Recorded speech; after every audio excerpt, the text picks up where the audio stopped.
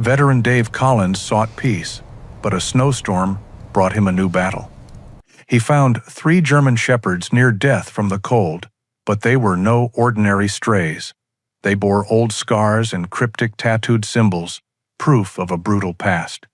He hadn't just saved 3 lives, he'd unknowingly stolen prized assets from very dangerous men.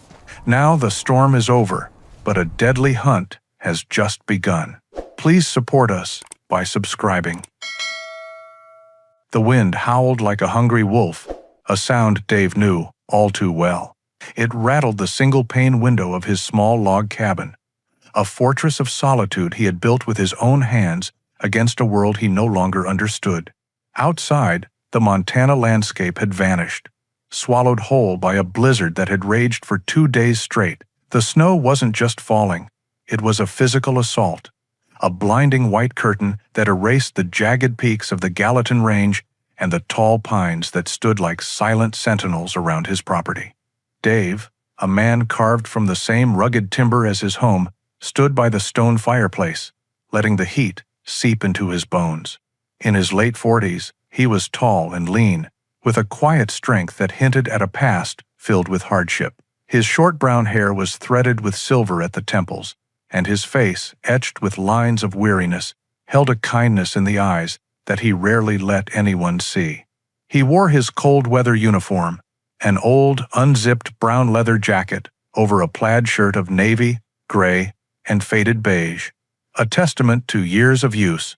His blue jeans were worn thin at the knees, and his sturdy work boots were caked with mud and snow.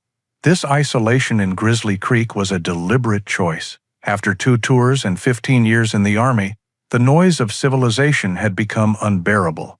The ghosts of faraway deserts and fallen comrades were quieter here, their whispers often lost in the rustle of aspen leaves or the rush of the creek in the spring. But in the suffocating silence of a blizzard, they grew louder. The rhythmic thump of the wind against the cabin walls sounded like mortar fire from a lifetime ago, and the flickering firelight cast shadows that danced like specters from his memories. He closed his eyes, taking a slow breath, the scent of burning pine and old wood grounding him in the present. It was 2025, not 2008. He was safe. He was alone, and that was how he liked it. But the storm was relentless, and a deep-seated instinct, honed by years of service, gnawed at him. Something was not right. It was a feeling more than a thought, a subtle shift in the rhythm of the gale. He needed to check the generator and the woodpile. Pulling on a thick woolen hat and heavy gloves, Dave braced himself and pushed the heavy cabin door open. The wind hit him like a physical blow, stealing his breath and driving icy needles into any exposed skin. He leaned into the gale, his world reduced to a few feet of churning white. The path to the woodshed was a faint depression in the snow, already several feet deep. Each step was a battle.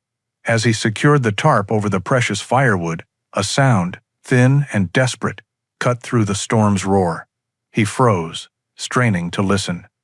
It was a cry, high-pitched and mournful, almost human.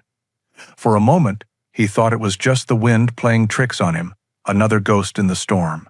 But then it came again, weaker this time, a final plea swallowed by the blizzard. Duty overrode his desire for warmth and safety.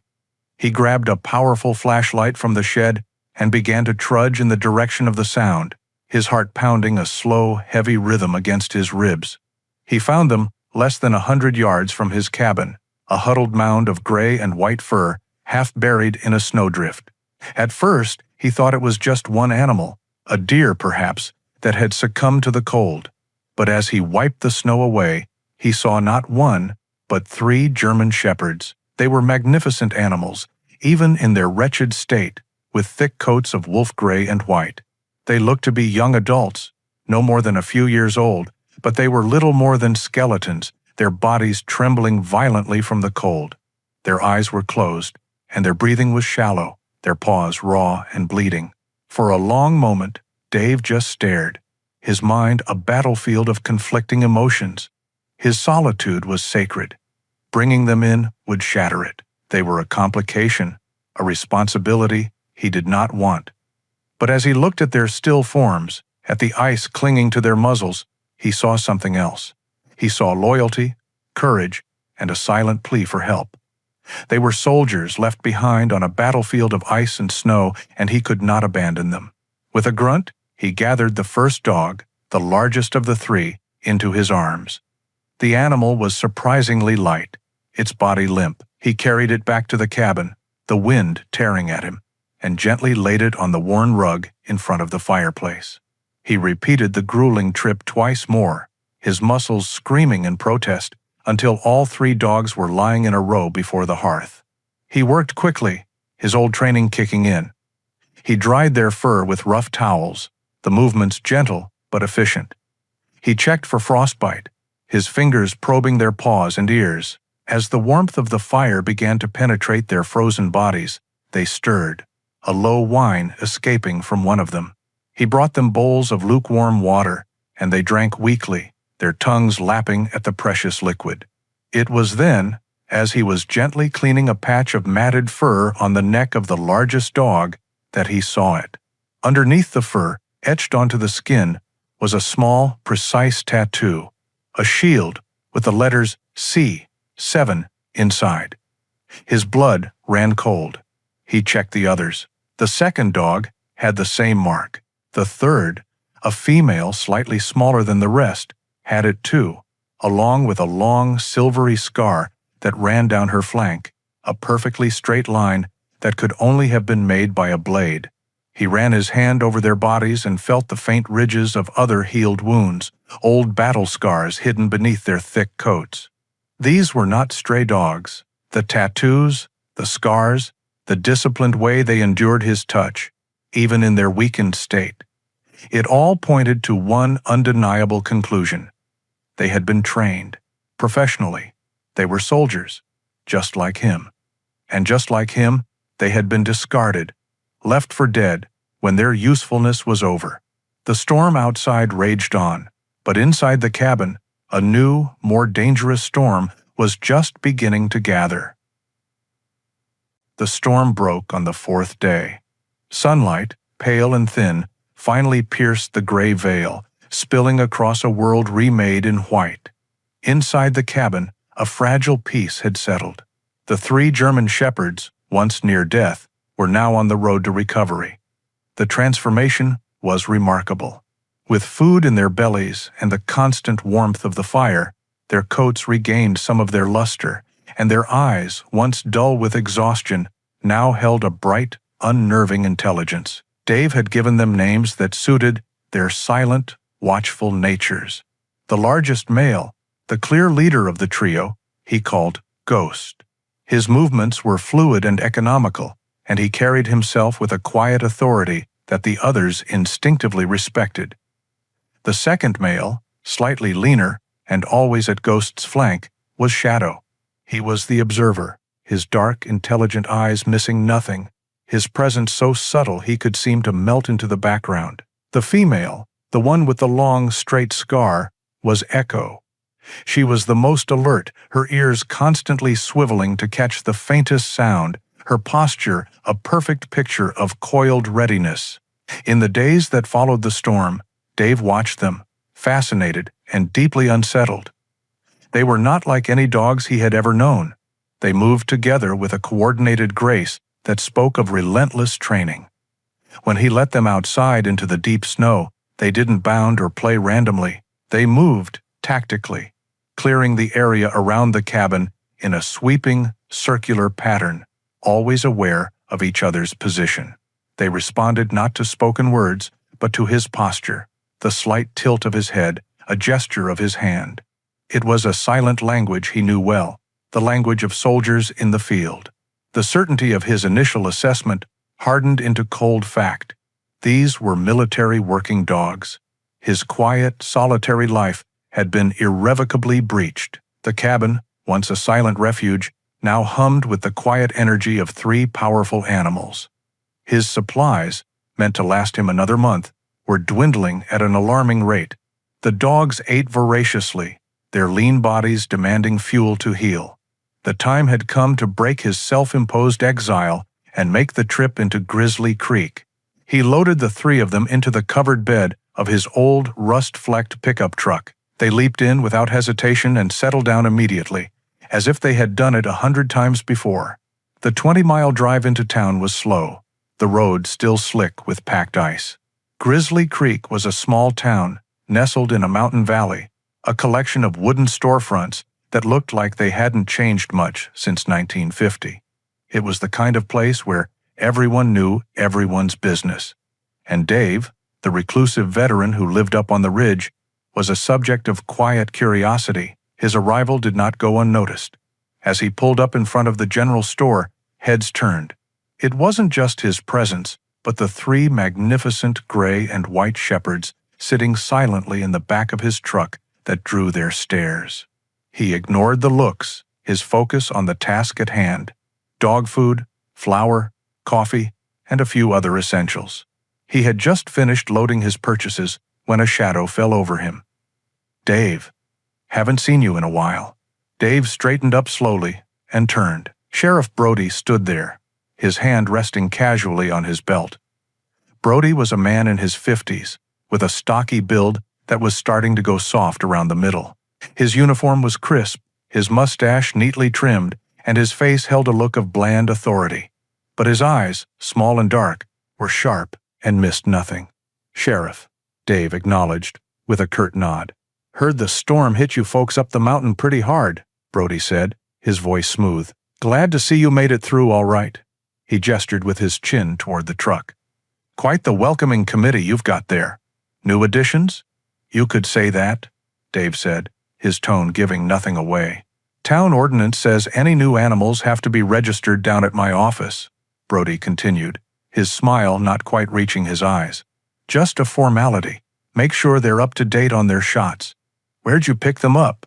The question was casual, but it felt pointed. "Found them," Dave said simply. Brody's gaze sharpened. "Found them? Up on the ridge? During the storm? That's mighty lucky for them. No tags, I assume?" "No tags," Dave confirmed. He felt a familiar prickle on the back of his neck, the feeling of being interrogated.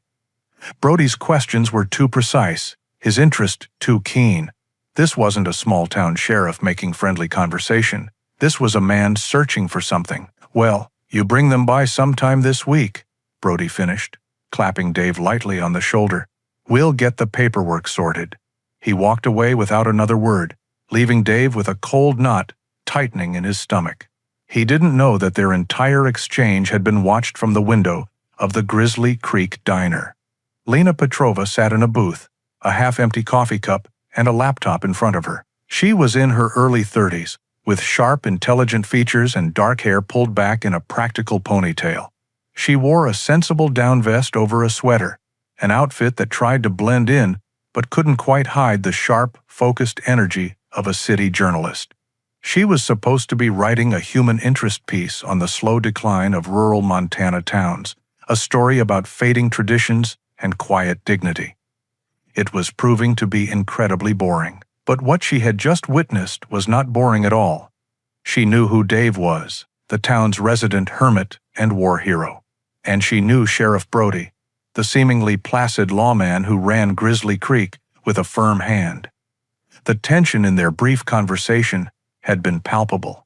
It was in the rigid set of Dave's shoulders and the probing nature of the sheriff's questions.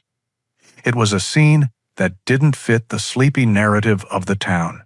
Her reporter's instinct, long dormant, flared to life. There was a story here, a real story, and it had something to do with 3 beautiful, mysterious dogs. 2 days after his unsettling encounter with Sheriff Brody, Dave was splitting logs when the sound of an engine disturbed the mountain silence. It was a low, determined rumble, a sound that did not belong in his world. He lowered the axe and stood perfectly still, his body tense. Ghost, Shadow, and Echo, who had been lying in a patch of weak afternoon sun, were instantly on their feet. They didn't bark or growl. They simply stood, a formidable line of gray and white, their bodies radiating a calm, lethal readiness as they watched the narrow, winding track that served as his driveway. A small, dark green SUV, its tires caked with mud and snow, carefully navigated the final turn, and came to a stop, a respectful distance from the cabin. The engine cut out, and the sudden silence felt heavy. A woman got out. It was the journalist from the diner. Dave recognized her immediately. She had the same sharp, focused look, the same practical ponytail, and she wore the same down vest, though now it was zipped against the chill. She stood by her car for a moment, her gaze taking in the rustic cabin, the towering pines, and the 3 silent dogs that stood between her and the front door. She did not seem intimidated, only observant. "Can I help you?" Dave's voice was flat, carrying easily in the crisp air. It was not a question, but a dismissal. "Mr. Collins?" she called back, her voice clear and steady. "My name is Lena Petrova. I'm a journalist. I was hoping I could ask you a few questions." "I don't talk to reporters," Dave said, turning back to the chopping block, as if the conversation was over. He picked up another log, the message clear. "You are not welcome here." He heard the crunch of her boots on the snow as she approached, stopping just short of where the dogs stood guard. "I saw you in town the other day," she persisted. "You and Sheriff Brody. I couldn't help but notice your conversation. It seemed intense." Dave brought the axe down with a sharp crack, splitting the log perfectly in 2. He did not look at her. "Town business." "It didn't look like town business," Lena said, her tone becoming more serious. "It looked like an interrogation, and he seemed very interested in your dogs." That got his attention. He slowly straightened up and turned to face her, his eyes narrowed. "This is private property. I'd appreciate it if you left." "I will," she said, holding up her hands in a placating gesture. "But please, just hear me out. Those dogs are special, aren't they? They aren't strays. The way they carry themselves, the way they're watching me right now, it's not normal. I have a feeling you know that, and I have a feeling Sheriff Brody does too." Dave's silence was his only answer. He was a fortress, and his walls were high. He had spent years pushing the world away, and he wasn't about to let this stranger in. Lena took a small step forward, her eyes fixed not on him, but on the dogs. "I'm not here to write a story about the reclusive veteran on the mountain," she said, her voice softening with what sounded like genuine sincerity. "I'm here because I think those animals are in trouble. And I think you are, too. Whatever they're a part of, you're a part of it now. And facing it alone might not be the best option." Her words hit closer to home than he wanted to admit. The cold knot in his stomach that had formed after his talk with Brody hadn't gone away. He had the distinct feeling of being watched, a tactical awareness that had kept him alive on more than one occasion. He glanced at Echo, at the long silvery scar along her flank. These dogs had already seen battle. He couldn't let them face another one alone. With a deep, weary sigh, he rested the axe against the chopping block. "What do you want?" "The truth," Lena said simply. "I want to know where they came from. I'm good at finding things out, Mr. Collins. It's what I do.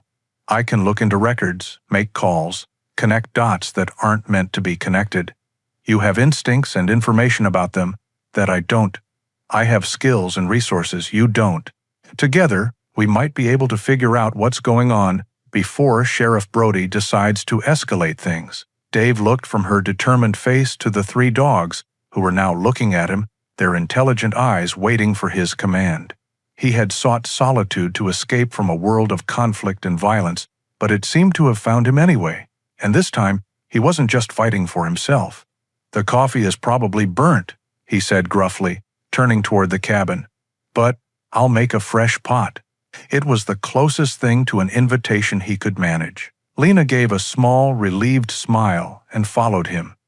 As he opened the door, Ghost, Shadow, and Echo filed in silently behind him, parting to let her pass, their eyes never leaving her.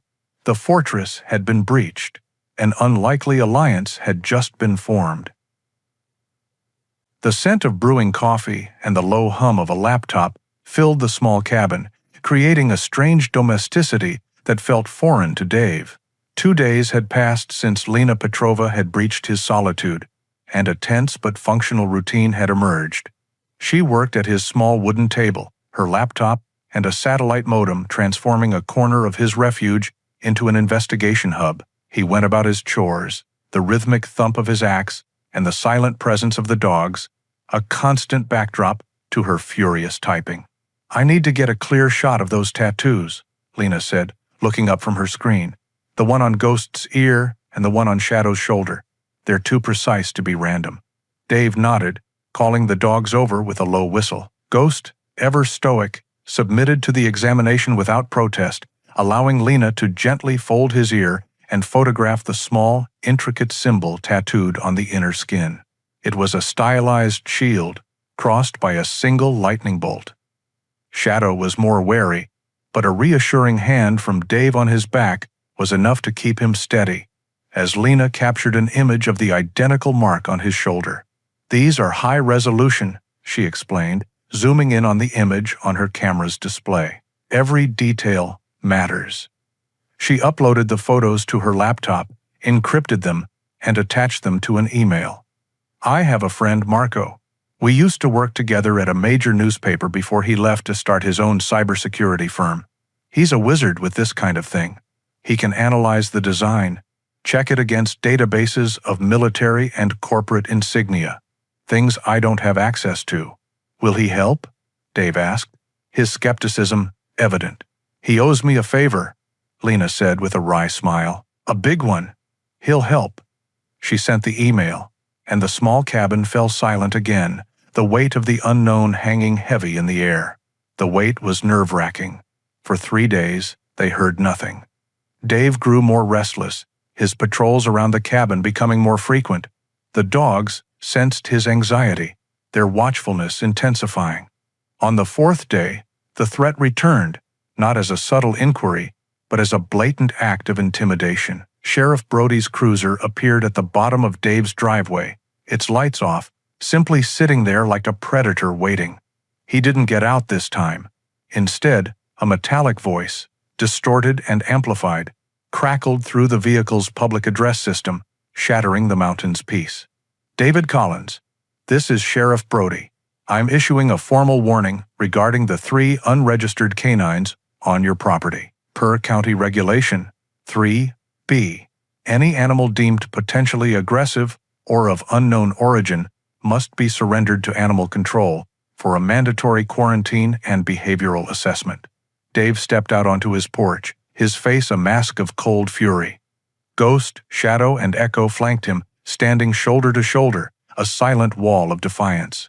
They did not growl or bark, their stillness a far greater threat. "There is no Regulation 3B, Sheriff," Dave shouted back, his voice raw. The metallic voice ignored him. "Failure to comply within 24 hours will result in the seizure of the animals and a fine. Consider this your only warning, Collins." With that, the cruiser's engine roared to life, and the vehicle performed a slow, deliberate 3-point turn before driving away, leaving a trail of exhaust and menace in its wake. "He's not just pushing, he's trying to provoke you," Lena said, standing in the doorway behind him, her face pale. "He wants you to do something reckless, so he has a reason to act. He's going to get his wish if he keeps this up," Dave said through clenched teeth. That evening, as the last light faded from the sky, Lena's laptop chimed. An email had arrived. The subject line contained a single word, "Found." She opened it quickly, Dave leaning over her shoulder, the dogs sensing the shift in tension and gathering at their feet. The email from Marco was brief. "Not military. Not officially. The insignia belongs to a private military contractor, Aegis Dynamics. Specifically, it's an internal unit marker for a now-defunct Special Projects Division. Very secretive, very black budget. They called it Project Cerberus. Be careful, Lena. These guys don't play." The name hit Dave like a physical blow. Aegis Dynamics. He knew them. Every soldier who had served in the last 20 years knew them. They were a ghost army, hired for jobs that governments wouldn't publicly sanction. They were known for their brutal efficiency and their complete lack of accountability. Lena's fingers flew across the keyboard. Project Cerberus. Aegis Dynamics. She dove into the digital rabbit hole, using Marco's lead to bypass the public-facing corporate propaganda. She found financial reports, redacted government contracts, and finally, in a dusty, forgotten corner of a public server, an appendix to a Congressional Oversight Committee report from 2 years prior. Most of it was blacked out, but one line had been missed by the censors. Funding for Project Cerberus was terminated, effective immediately following a significant asset containment failure during a field trial. Lena read the line aloud, her voice barely a whisper. Asset containment failure. They're not talking about equipment, are they? Dave looked down at the 3 magnificent animals sitting at his feet, at Ghost's quiet strength, Shadow's watchful intelligence, and Echo's alert loyalty. They weren't assets. They were soldiers, discarded soldiers. And the corporation that had made them, then thrown them away, now wanted to bury its secrets. The small-town harassment from Sheriff Brody suddenly felt like the tremor before an earthquake. The real enemy had a name, and it was Aegis Dynamics.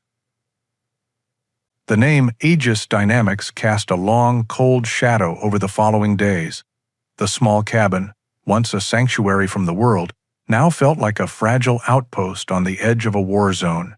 Lena worked relentlessly, her fingers a blur on the keyboard, as she dug deeper into the corporate labyrinth of Aegis. She uncovered a complex web of shell companies, government contracts, and a board of directors filled with ex-military brass and shadowy political figures. The more she found, the clearer it became that this was not just some rogue project. Cerberus was a symptom of a much larger disease. Dave, for his part, fell back on old instincts. He secured the perimeter of the cabin, setting up simple but effective tripwires made from fishing line and empty cans. He cleaned his old hunting rifle, the scent of gun oil sharp in the air. He watched the tree line with a hawk's intensity, noting every broken branch, every unfamiliar track in the snow. He and the dogs moved as one, a silent 4-member patrol unit. The quiet peace he had cultivated for years had been shattered, replaced by the familiar, humming tension of imminent conflict. The attack came on the 3rd night. A heavy, wet snow had begun to fall, muffling the world in a blanket of white and erasing the stars. Inside the cabin, a single lamp cast a warm glow. Lena had finally fallen asleep, her head resting on a pile of printed documents at the table. Dave was on watch, sitting in his worn armchair, the rifle resting across his lap. The fire in the hearth had burned down to glowing embers. Ghost, Shadow, and Echo were asleep, their bodies forming a relaxed, furry pile near the warmth. Dave must have drifted off. One moment he was staring into the dying fire. The next he was jolted awake by a wet nose and a low, urgent whine. Echo was standing over him, her body rigid, her nose nudging his hand insistently. He sat up, instantly alert. The cabin was unnaturally dark. The lamp had gone out, and there was a smell, acrid smoke, tinged with the sharp chemical scent of gasoline. At the same moment, Shadow was at Lena's side, whining and pushing his head under her arm until she stirred, mumbling in confusion. Ghost was already at the door, not scratching or barking, but standing with his ears flat against his head, a low, guttural growl vibrating deep in his chest. "Smoke," Dave rasped, his throat already raw. He could see it now, a thick, black haze coiling near the ceiling. A wave of heat washed over them from the front of the cabin. The fire wasn't in the hearth, it was outside. It was everywhere. Panic, cold and sharp, tried to claw its way up his throat, but years of training slammed it back down. "Lena, wake up! We have to get out now!"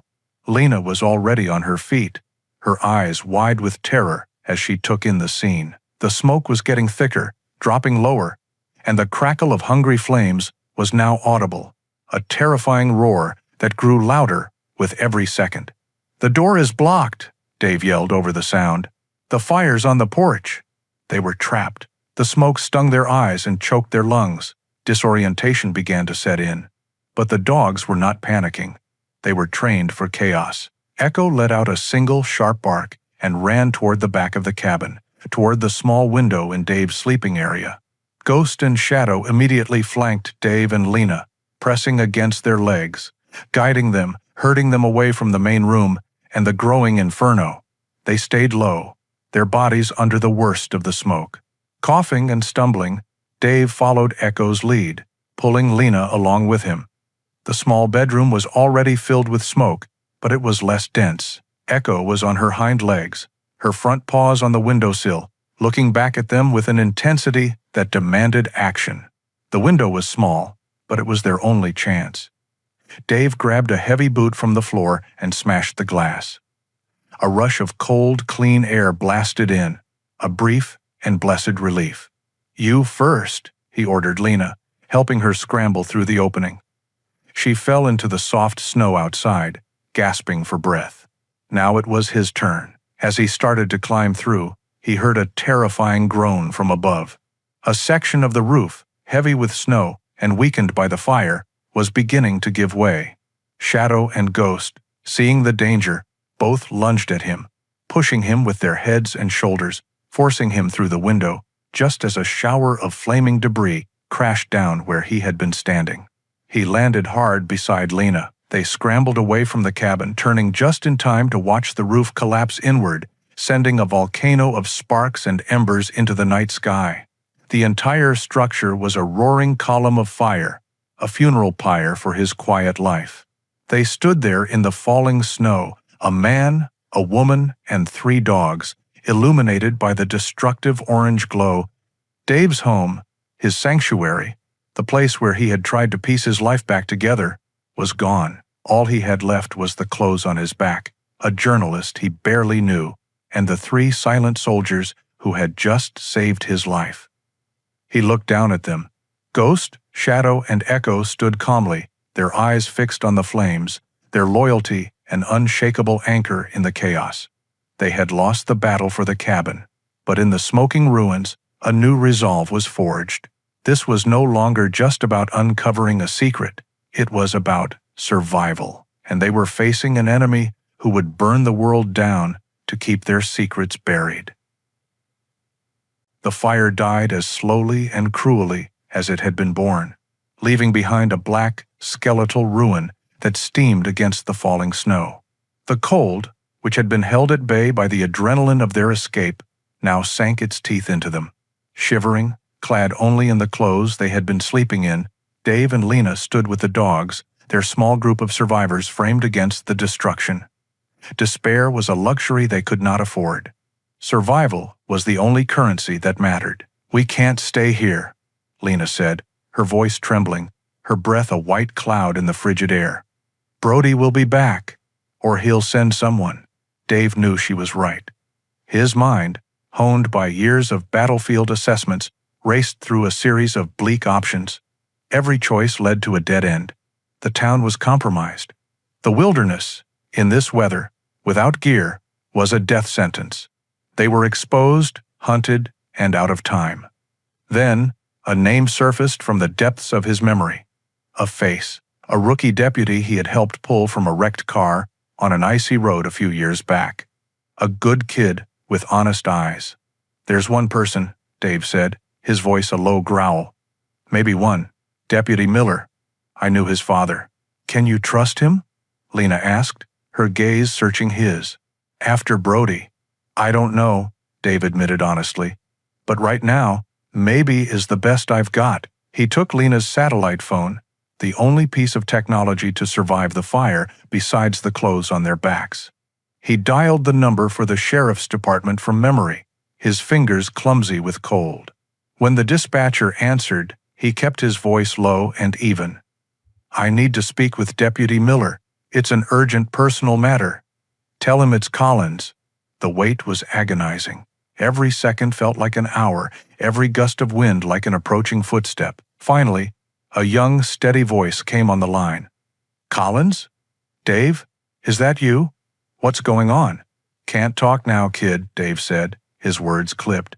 "I'm in trouble, the kind you don't report. Do you remember the old fishing spot we talked about, up on Swift River?" There was a brief pause. "I remember. Are you okay? Number, meet me there. 1 hour. Come alone. No radio. And, Miller, be careful." Dave ended the call before the deputy could ask another question. The journey to the river was a brutal trek through knee-deep snow. The dogs, seemingly impervious to the cold, created a path, their powerful bodies pushing through the drifts. Ghost took the lead, with Shadow and Echo guarding their flanks, their heads constantly turning, scanning the darkness. They found a hollow beneath an overhang of rock by the frozen river and waited. It was a calculated risk, but Dave's gut told him it was the right one. Just under an hour later, the quiet crunch of boots on snow announced Miller's arrival. Deputy Mark Miller was in his late 20s, tall and lean, with a boyish face that hadn't yet hardened with cynicism. His uniform was immaculate, but his eyes were filled with a deep, troubled concern as he looked at Dave's singed clothes and exhausted face.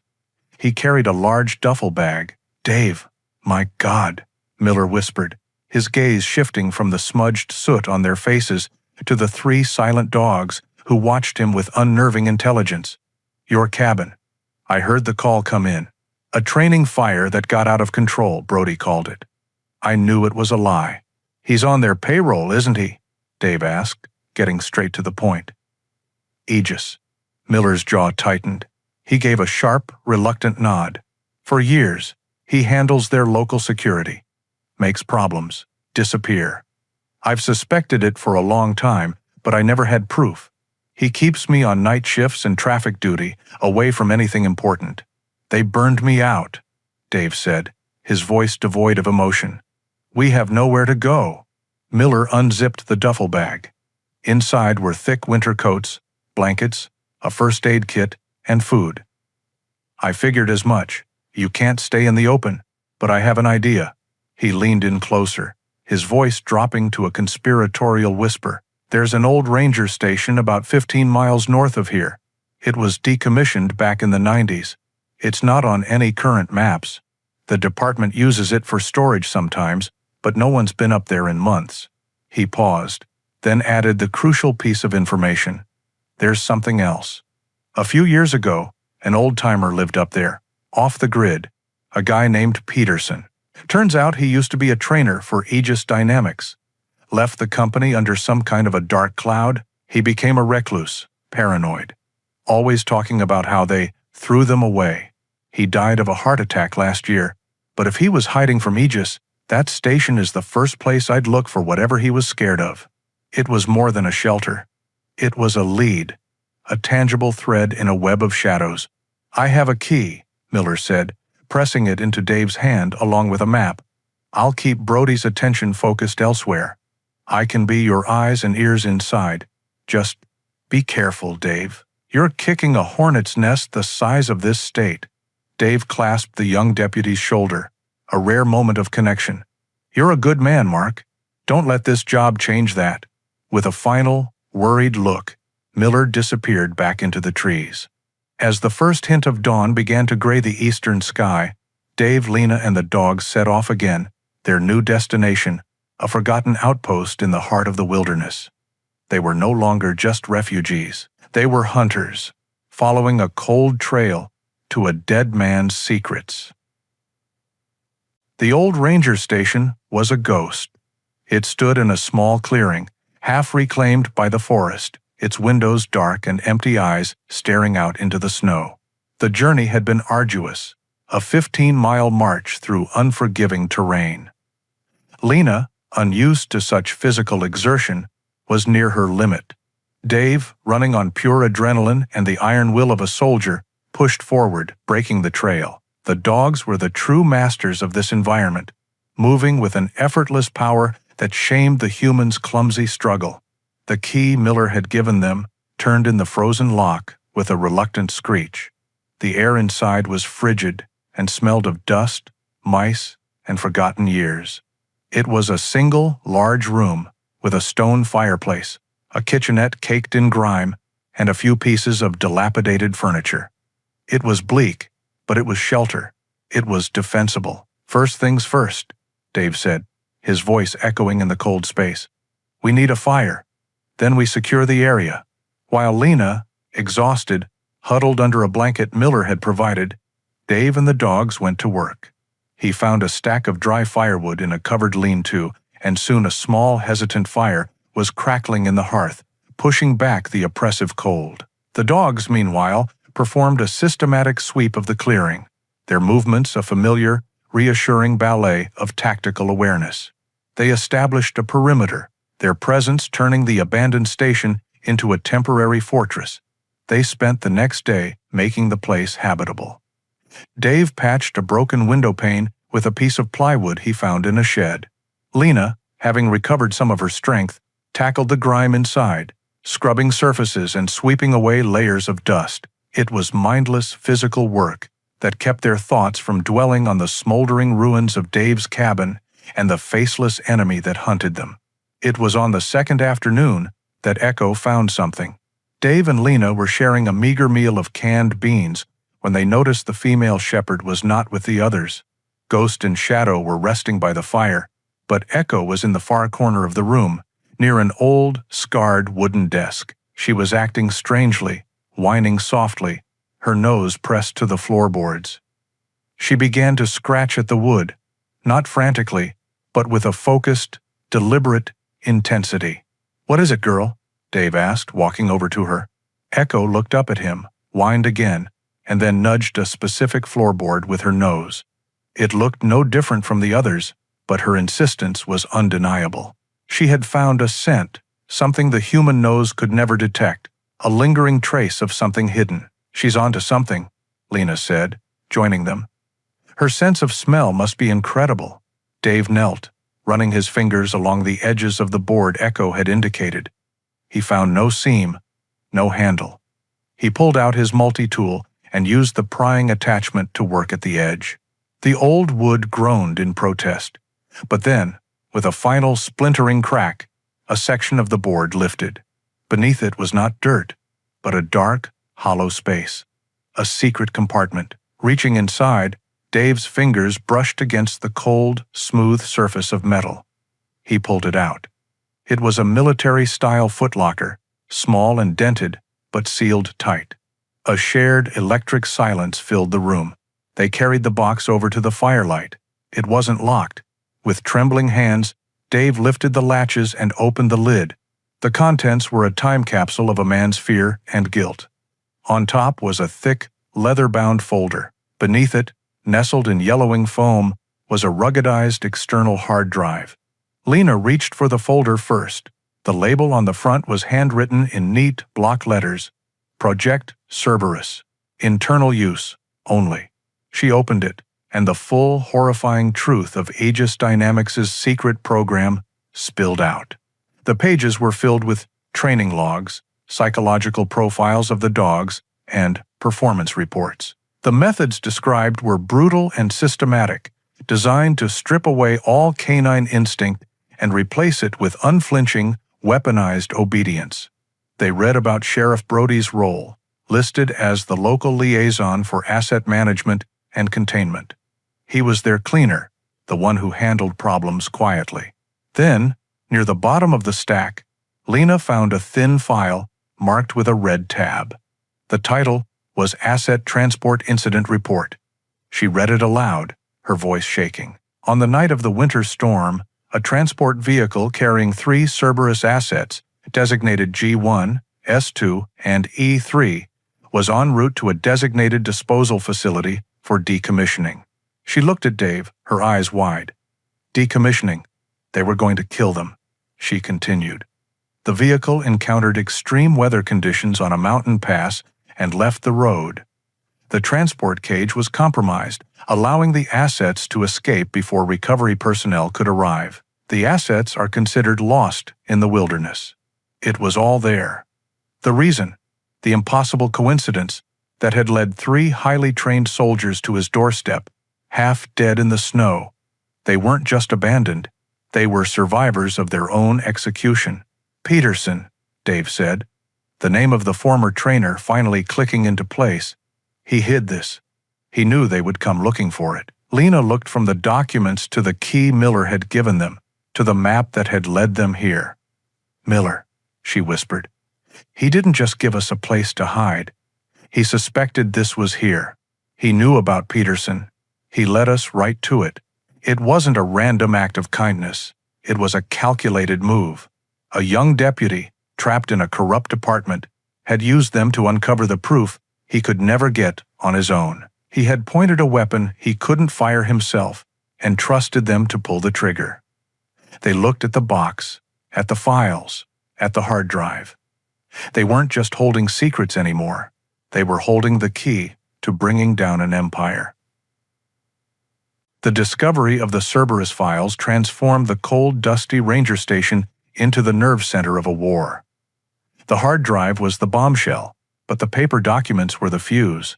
They had the what, the who, and the why. Now, they needed to light the match. "The hard drive is encrypted," Lena said, her brow furrowed in concentration as she examined the ruggedized device. "Military grade. But the files Peterson left, it looks like he included a text file with the password. He wanted this found." She looked at her laptop, its battery icon blinking a fatalistic red. "None of which matters if I don't have power." Dave's mind was already working. "My truck. The battery is still good. I have an inverter that plugs into the cigarette lighter. It's low tech, but it'll work." Under the cover of a moonless night, they made their way to where Dave had concealed the old pickup in a thicket of pines. While the dogs established a silent, watchful perimeter, Dave carefully hooked up the inverter. A small green light blinked on. Inside the truck's cab, huddled together for warmth, Lena plugged in her laptop. The screen flickered to life, a beacon of hope in the oppressive darkness. "There's one person I can trust," she said, her fingers flying across the keys. "My old editor at the Washington Chronicle. His name is Julian Croft. He's old school. He values truth over access. If I can convince him, he'll move mountains for this story." She initiated a secure video call. A moment later, a man's face appeared on the screen. Julian Croft was in his late 50s, with tired, intelligent eyes, a fringe of gray hair, and the perpetually skeptical expression of a man who had seen it all. "Petrova," he said, his voice a low gravel. "It's 2 a.m. This had better be the story of the century." "It is, Julian," Lena said, her voice steady and urgent. She didn't waste time. She laid out the facts, holding up the tattooed photos, showing him the cover of the Cerberus file. She told him about Dave, about the dogs, about the fire, about Sheriff Brody. She shared her screen and showed him the password file Peterson had left behind. Julian listened without interruption, his expression slowly changing from weary skepticism to focused intensity. He had built his career on sniffing out lies, and he knew the scent of truth when he encountered it. "This is dynamite, Lena," he said when she had finished. "But it's dangerous. Aegis Dynamics has lawyers that chew up journalists for breakfast. Everything has to be ironclad." "It is," she insisted. "The hard drive will prove it.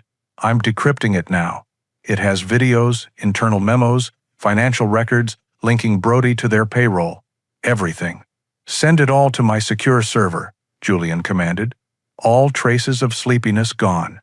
I'll get our legal team on it immediately. I'll tell them to work all night. You write the story. Write it like your life depends on it, because it just might." The call ended. For the next several hours, the cab of the truck became a newsroom. Lena wrote with a ferocity she hadn't felt in years, fueled by coffee from a thermos and the sheer gravity of their discovery. She wove a narrative of corporate greed, government overreach, and the silent suffering of the animals caught in the middle. Dave sat in the passenger seat, his rifle across his lap, his eyes scanning the dark woods. Ghost, Shadow, and Echo lay in the snow outside, their heads up, ears swiveling, a living security system. By dawn, it was done. A 10,000-word exposé, complete with scanned documents, photos, and links to the decrypted video files. She hit send. The story, titled "The Ghosts of Project Cerberus," went live on the Washington Chronicles website at noon that day. Julian had put the full weight of the paper behind it, placing it on the front page, above the fold. The impact was immediate and explosive. It didn't just make a splash, it was a digital tsunami. The article was shared hundreds of thousands of times within the first hour. The hashtag Project Cerberus began trending nationally. The video clips Lena had uploaded, showing the brutal training methods, went viral, sparking a firestorm of public outrage. Animal rights organizations, veterans groups, and civil liberties advocates all issued furious statements. By mid-afternoon, every major news network was leading with the story. The governor of Montana, who had previously accepted large campaign donations from Aegis Dynamics CEO, was cornered by a mob of reporters. He stammered his way through a promise of a full, swift, and transparent investigation. Aegis Dynamics was caught completely off guard. Their first response was a hastily written press release that reeked of panic. They categorically denied all allegations, dismissing them as a baseless smear campaign orchestrated by a disgruntled former employee and calling the evidence fabricated. But the dam had broken. The evidence was too overwhelming, the public anger too visceral. Back in the cold, silent ranger station, Lena refreshed the page on her phone, which was now getting a weak signal. They watched the story they had unleashed tear across the world. They were no longer hiding. They were at the center of the storm. The storm they had unleashed online was followed by an eerie, tense silence. For a full day, Dave, Lena, and the dogs remained at the ranger station, a temporary island in the middle of a hurricane they could only observe from a distance. Lena's phone buzzed incessantly with calls and texts from news outlets around the world, all of which she ignored. Their next move had to be precise. The call came from Miller on the second day. "They're trying to get ahead of it," he said, his voice low and rushed. "Brody just announced an emergency town hall meeting. Tonight, at the community center. He and some lawyers from Aegis are going to address the baseless allegations and reassure the public. It's a sham, Dave. They're going to try and paint you as a crazy, disgruntled vet, and Lena as a fame-hungry reporter. Let them," Dave said calmly, a cold resolve in his voice. "We'll be there." "Good," Miller replied. "That's what I was hoping you'd say. The world is watching Grizzly Creek right now. This is your stage. I've also, made a call to a friend of my father's. I can't promise anything, but if things go sideways, we might not be alone." That evening, the Grizzly Creek Community Center, a simple log building that usually hosted potlucks and bingo nights, was the center of the universe. It was packed to the rafters, a tense mix of lifelong residents with worried faces, outraged animal lovers who had driven in from neighboring states, and a swarm of national media, their cameras and microphones creating a forest of technology. On the stage, Sheriff Brody stood at a podium, looking uncomfortable in his dress uniform. Flanking him were two men in impeccably tailored suits that screamed expensive lawyer. They were the face of Aegis Dynamics, calm, condescending, and oozing a corporate confidence that was completely at odds with the anger simmering in the room. "I know there are a lot of concerns," Brody began, his voice amplified by the microphone, but still sounding weak. "These wild accusations, published without any fact-checking, have hurt our town." One of the lawyers stepped forward. His name was Marcus Thorne, and he had the polished, predatory smile of a shark. "Let me be clear," Thorne said smoothly. "The allegations made against Aegis Dynamics are not only false, they are libelous.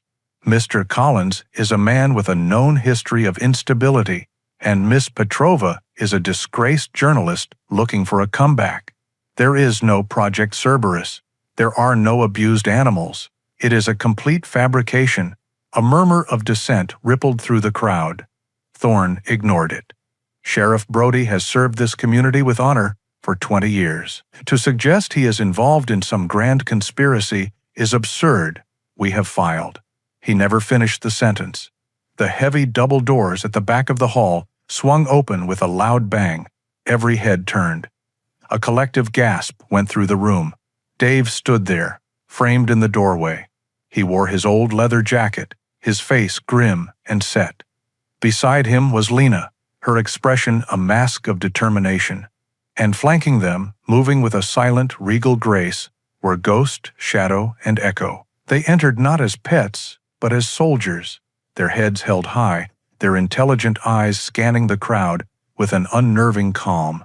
Deputy Miller walked in behind them, his hand resting on his service weapon, his face a clear statement of where his loyalties lay.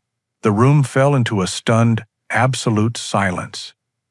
The only sound was the soft padding of the dog's paws on the wooden floor as they walked down the central aisle.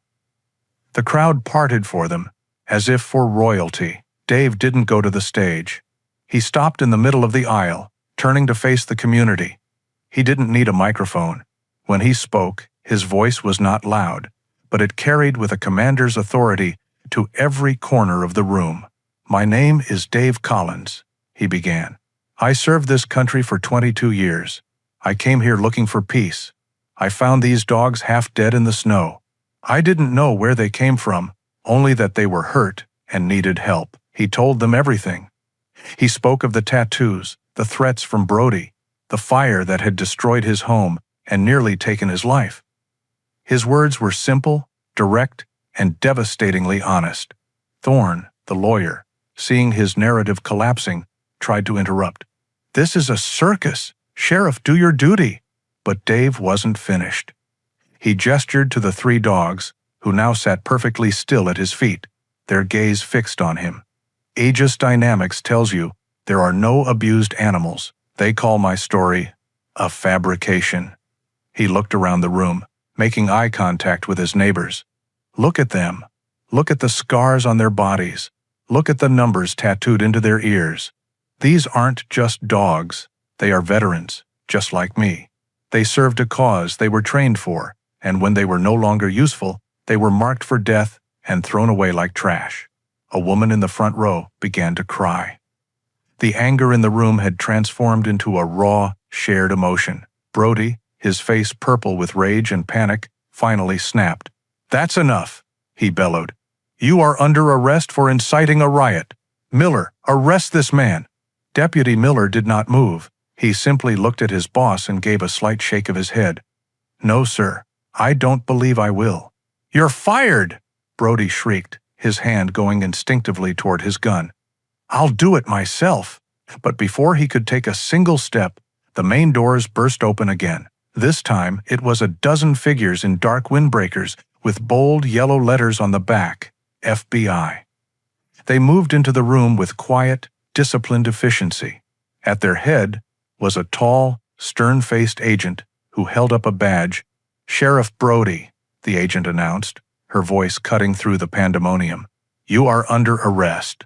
So are you, Mr. Thorne, and you, Mr. Davies." She nodded to the other lawyer. "By order of the United States Department of Justice, you are being charged with conspiracy, animal cruelty, attempted murder, and a host of other federal crimes." As the agents moved forward, snapping handcuffs onto a stunned Brody and the suddenly pale lawyers, the community center erupted. The flash of cameras was blinding. In the eye of the hurricane stood Dave, Lena, and Miller. Dave reached down and rested his hand on Ghost's head. The big shepherd leaned into his touch, a silent acknowledgement. The battle was over. Justice, carried on the backs of 3 loyal survivors, had finally come to Grizzly Creek. The arrests at the town hall meeting were not the end of the story. They were the beginning of a reckoning. In the weeks that followed, the case against Aegis Dynamics and Sheriff Brody became a national obsession. The federal trial was swift and damning. The contents of Peterson's hard drive, combined with the testimony of other former trainers who came forward after Lena's article, painted a picture of systemic cruelty and corruption that horrified the country. The executives, the lawyers, and Brody were all found guilty and sentenced to long prison terms. The corporation itself was dismantled, its assets seized, its name forever a synonym for disgrace. But as the legal storm raged, a different kind of story was unfolding. It was the story of a reclusive veteran and the 3 loyal dogs who had saved his life. It was a story that resonated deeply with millions of people. Dave, Lena, and the dogs became reluctant celebrities. Their images were everywhere. Donations began to pour in, unsolicited, to a post office box set up by the town's new interim mayor. First it was a trickle, a $20 bill from a pensioner, a $50 check from a fellow veteran, a jar of coins collected by a classroom of school children. Then, the Washington Chronicle, led by Julian Croft, officially partnered with a national veterans charity to create the Grizzly Creek Survivors Fund.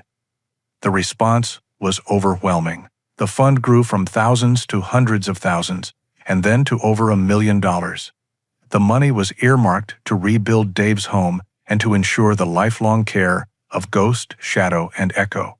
Dave was profoundly uncomfortable with the attention. He was a private man who had never asked for anything. He sat in the temporary housing the town had provided for him and Lena, watching the news reports with a sense of disbelief. "I can't take this money, Lena," he said one evening, gesturing to a printout of the fund's staggering total. "It's not right. We didn't do this for money." "It's not a payment, Dave," Lena replied gently. She had stayed in Grizzly Creek, her series on small towns forgotten in favor of the story that had changed her life. "It's a thank you. From a country that needed to be reminded what honor and loyalty look like. The question is, what do you want to do with it?" He could rebuild his cabin, bigger and better than before. He could disappear back into his quiet life, this time with a comfortable nest egg. But as he looked at Ghost, Shadow, and Echo, who were dozing peacefully by his feet, he knew that going back was impossible. He wasn't the same man who had lived in isolation on that ridge. They had saved him, not just from a fire, but from the ghosts of his past. He owed them, and all the others like them, something more. "There are others," he said, his voice quiet but firm. "Other dogs from Cerberus that weren't decommissioned. Other service animals, police canine second, military dogs. They get old, they get injured, and they get forgotten. They deserve better." An idea, born from the ashes of his old life, began to take shape. It was a bold, audacious idea. He wouldn't just rebuild his home, he would build a sanctuary. With the help of a pro bono lawyer arranged by Lena's paper, Dave used a large portion of the fund to purchase a 100-acre ranch in a rolling valley 20 miles from Grizzly Creek. It was a beautiful piece of land, with a clear, running stream, wide-open pastures, and groves of aspen trees. They called it the Shepherd's Haven. The news of his plan reignited public interest, and this time, the support was not just financial. Volunteers came from all over the country. Local contractors donated their time and materials. A team of architects who had read the story designed the facility for free. Deputy Miller, now promoted to Chief of Police, organized off-duty officers to help with the construction on weekends. Over the next year, the haven rose from the Montana soil. It was not a kennel or a shelter. It was a community. There were spacious, comfortable living quarters for the animals, a state-of-the-art veterinary clinic, and physical therapy facilities. There was a large, quiet house where Dave now lived. The Shepherd's Haven opened its doors in the fall. Its first residents were 5 other surviving dogs from the Cerberus program, tracked down and rescued from various facilities by the FBI. Soon, they were joined by retired police dogs, aging bomb-sniffing Labradors, and former military shepherds. Each one came with a story, with scars both visible and invisible. Dave was no longer a hermit. He was a healer. He rose before the sun each day, his life now filled with purpose. He spent his hours working with the animals, understanding their trauma, and patiently helping them learn how to be dogs again. Lena was a permanent fixture, her laptop and camera now used to tell the stories of the haven's residents, her articles inspiring similar sanctuaries to open up across the country. One crisp autumn evening, Dave stood on the porch of his new home, a cup of coffee steaming in his hands. The valley was bathed in the golden light of the setting sun. Below, he could see a dozen dogs playing in a large, fenced pasture. He saw a fellow veteran, a young man who had lost a leg in Afghanistan, throwing a ball for a retired German short-haired pointer. He saw Lena talking with a veterinarian near the clinic, a familiar weight pressed against his leg. He looked down. Ghost, Shadow, and Echo were there, their bodies relaxed, their eyes soft. Their mission was over. They were home. Dave rested his hand on Ghost's broad head, the bond between them a silent, unbreakable truth. The ghosts of his past were finally quiet, replaced by the gentle, steady rhythm of a life rebuilt on the foundations of loyalty, courage, and a second chance for forgotten soldiers of every species. Dave's story reminds us that the deepest wounds are often healed not by time, but by a quiet, unwavering loyalty. It shows that the bond between a person and an animal can mend a soul in a way nothing else can, and that the greatest heroes are sometimes the ones who have been forgotten. We create these tales to honor that very bond. If this story moved you, we would be humbled if you shared your thoughts in the comments below. Your support, through a simple like or by subscribing to our channel, allows us to bring more stories of healing to light. And now, another tale of a remarkable friendship is waiting for you right here on the screen.